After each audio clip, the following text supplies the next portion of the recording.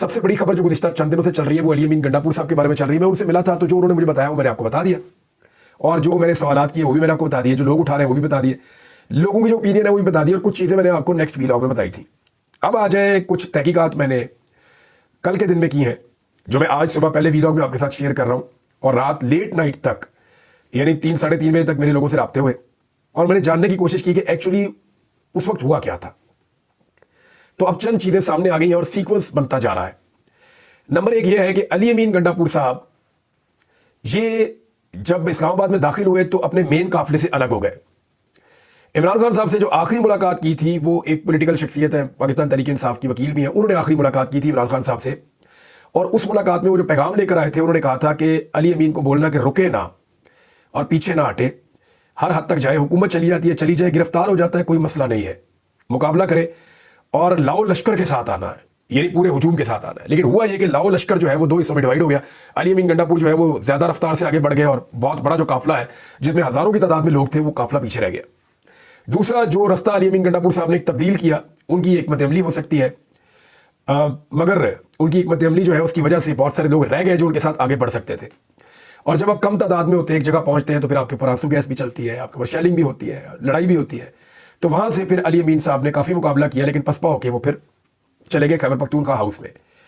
अच्छा, यहाँ जो पार्टी के अंदर बहुत सारे लोग हैं उनका ये कहना है कि अली अमीन गंडापुर साहब को मेन काफिले के साथ आना चाहिए था, मेन रास्ते से आना चाहिए था, रुकावटें उड़ाते हुए आना चाहिए था, जितनी बड़ी रुकावटें उन्होंने हटा दी। नो डाउट जो अली अमीन गंडापुर ने किया ये रिकॉर्ड है, ये रुकावटें आप दोबारा खड़ी करें, पाकिस्तान की किसी भी सियासी जमात को चैलेंज करें कि इनको अबूर करके दिखाएं।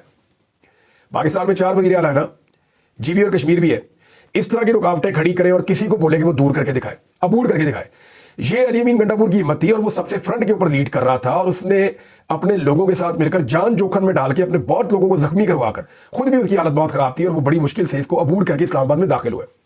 लेकिन वहां जो हिकमत अमली तब्दील हुई उसके ऊपर तनकीद होती है कि इकट्ठे जाते, डी चौक में पहुंचते और इतनी बड़ी तादाद में होते कि फिर वहां पर आप जाके अनाउंस करते। क्योंकि देखिए 2 दिन से मोहसिन नकवी साहब बड़े अजीबोगरीब स्टेटमेंट दे रहे थे जो उनके शाया निशान नहीं है, वज़ीर दाखिला को ऐसा नहीं होना चाहिए।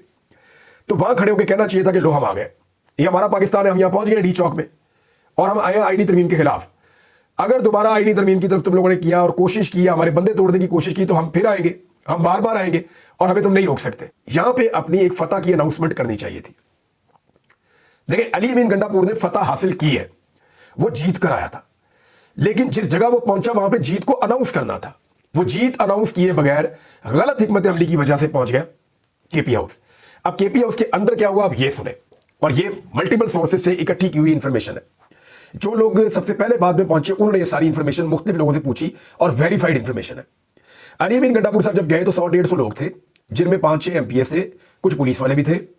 तो इन्होंने जाके कहा सबको चाय बिस्किट दे, चाय शाय पिलाए सबको। लोग बैठ गए इधर उधर। उसके बाद गंडापुर साहब चले गए जो CM की एनेक्सी है उधर, और उनके साथ कुछ सिक्योरिटी के लोग होते हैं जो बड़े खास हैं, वो हमेशा उनके साथ साथ रहते हैं। वो पहले उनमें से एक इमरान खान साहब के साथ भी था। उस बंदे को अली अमीन गंडापुर साहब ने कहा कि चाय मेरे लिए भी ले। वो चाय लेने गए तो इतनी देर में अली अमीन गंडापुर साहब ने अपने आप को फ्रेश किया और कपड़े चेंज कर रहे थे। तो इस बीच में वो एक सिक्योरिटी वाला भागा हुआ आया और उसने गंडापुर साहब को बताया कि जनाब नीचे अटैक हो गया, रेंजर्स और पुलिस आ गई है। अब यहाँ पे 2 ऑप्शन थे, या तो अली अमीन गंडापुर साहब नीचे आते, दरवाजा खोलते और उनको कहते कि आप मुसीबत क्यों यहाँ घुस रहे हो, फेस कर लेते। दूसरा ये था कि वहां से स्किप हो जाते। तो अली अमीन गंडापुर साहब उस वक्त वहां से स्किप हो गए थे। ये 1 नहीं 2 नहीं 3 नहीं 4 नहीं, आपको सही लगता है सही लगे, गलत लगता है गलत लगे, मैं आपको वो बात बताऊंगा जो ठीक होगी। उस वक्त अली अमीन गंडापुर हत्थे नहीं चढ़े उनके, जो लोग आए थे इदारे के लोग आए, वो तलाशियां लेते रहे, उन्होंने दरवाजे तोड़े, उन्होंने लोगों को गिरफ्तार किया, उठा के लोगों को बाहर निकाला, मारा कुटा भी लोगों को। लेकिन बाद में पाकिस्तान तहरीक इंसाफ की क़यादत पहुंची, खासतौर पर बैरिस्टर गौर जब अंदर एंटर हुए तो सामने एक ऑफिसर बैठा हुआ था। उसने उन्हें देखकर कहा कि देखो, उसका सिगरेट भी मौजूद था, उसकी चाय भी गर्म थी, वो यहां से हमारे आने पर निकला है और हमारे पास नहीं है, ये किधर गया, और राब्ता करें और आप एहतजाज जो है उसको कैंसिल कर दें, अभी उसको मौखर कर दें। जो लोग आ गए ठीक है, आप लोग वापस जाएं। ये बैरिस्टर गौर साहब को कहा गया। बैरिस्टर गौर साहब ने उसके ऊपर इंप्लीमेंट करने की बजाय ये कह दिया, अकलमंदी की उन्होंने, कि हमारी पॉलिटिकल कमेटी है, हम उसके बीच में ये बात रख देते हैं, आपको बता देते हैं। उन्हें कहा आप जाके एहतजाज को कैंसिल करवाकर आए और फिर आप हमारे साथ बैठ के बात करें। ये एस्टेब्लिशमेंट है जो मैं आपको बता रहा हूं। बैरिस्टर गौर साहब गए, उन्होंने पॉलिटिकल कमेटी के सामने ये बात रखी और पॉलिटिकल कमेटी ने 2 चीजें तय कर ली। एक, उन्होंने कहा जी कि एहतजाज खत्म नहीं होगा, ये जारी रहेगा, हमारा वज़ीर आला गायब है। और उस वक्त तक पाकिस्तान तहरीक इंसाफ का हर आदमी ये समझता था कि मिसिंग पर्सन कर दिया गया, हमारे वज़ीर आला को उठा कर ले गए। और दूसरी जो चीज़ तय हुई थी वो ये हुई थी कि एहतजाज खत्म नहीं होगा, और दूसरी जो चीज़ थी वो ये थी कि हम इमरान खान से मिलने नहीं जाएंगे। यानी अगर ये कहा जाएगा कि इमरान खान से मुलाकात करवा देते हैं, तो पिछली मरतबा करवाई गई थी आदम स्वाति साहब की, तो इमरान खान से मिलने भी नहीं जाएंगे। ये दो बातें तय हो गई थी। और पॉलिटिकल कमेटी ने यह फैसला किया कि बैरिस्टर गौहर क्योंकि बहुत ही शरीफ आदमी है, तो इनकी हेल्प के लिए कोई एक दो बंदे और भेजे जाए। तो एक फिरदौस शमीम नकवी साहब को और एक हामिद रजा काजमी साहब को, दो लोगों ने हामी भरी और ये दो लोग गए मिलने के लिए। जब ये मिलने के लिए गए, अब इससे आगे जो मैं इन्फॉर्मेशन आपको दे रहा हूं, ये वो इन्फॉर्मेशन है जो कंफर्म नहीं है अभी तक। जहां तक जो हुआ ये कंफर्म है। वो मिलने के लिए गए तो वो लोग वहां से जा चुके थे, जो एस्टेब्लिशमेंट के ऑफिसर्स थे। तो उनका एक ऑफिस है कहीं और, एक और आगे ब्लॉक में, वो वहां चले गए और जाकर वहां पे जब मिलने गए तो जो मेन ऑफिसर था वो नहीं मिला। जूनियर ऑफिसर से उनकी मुलाकात हुई और उन्होंने पैगाम पहुंचा दिया कमेटी का कि जी ना तो हम एहतजाज खत्म कर रहे हैं इस वक्त, और ना ही हमारी पार्टी इस बात पे राजी है कि आप इमरान खान साहब से हमारी मुलाकात करवा के तो हम उन्हें मना के खत्म कर दें। हम ये दोनों चीजें नहीं कर रहे।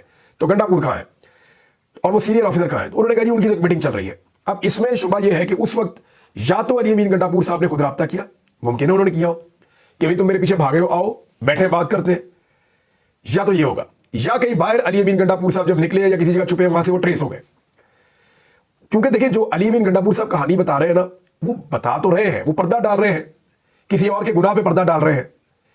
तो वो अली अमीन गंडापुर ने तो पहले भी पर्दा डाला था, वो फिर पर्दा डाल रहे हैं। लेकिन एक्चुअली कोई उस पर यकीन नहीं कर रहा। लोगों को पता है कि अली अमीन गंडापुर साहब ने कहीं पे कोई नेगोशिएशन, कोई बातचीत, कुछ ना कुछ हुआ है, इनको कहीं ले जाया गया, और ये खबरें भी दी गई लोगों ने कि जनाब ले जाया गया और वह बातचीत भी हुई है। अब जो कुछ हुआ उसके बाद वो मैं आपको पहले बता चुका हूं कि वो फिर उसके बाद नुसरत जावेद साहब की खबर ठीक है, उन्होंने कहा जी असेंबली में आ जाएंगे अचानक। फिर वो असेंबली में आ गए, खैबर पख्तूनख्वा असेंबली में। उससे पहले उन्होंने चंद लोगों के साथ खाना भी खाया दोपहर का, एक आदमी के साथ दोपहर का खाना खाया, ताकतवर आदमी, और जो ताकतवर आदमी है वो सियासतदान भी नहीं है। फिर अपनी पार्टी के 3 लोगों से वो मिले भी, हिकमत अमली बना के, फिर वो असेंबली में गए और वहां जाके उन्होंने तकरीर की, वो वाली जिस पे लोग यकीन नहीं कर रहे।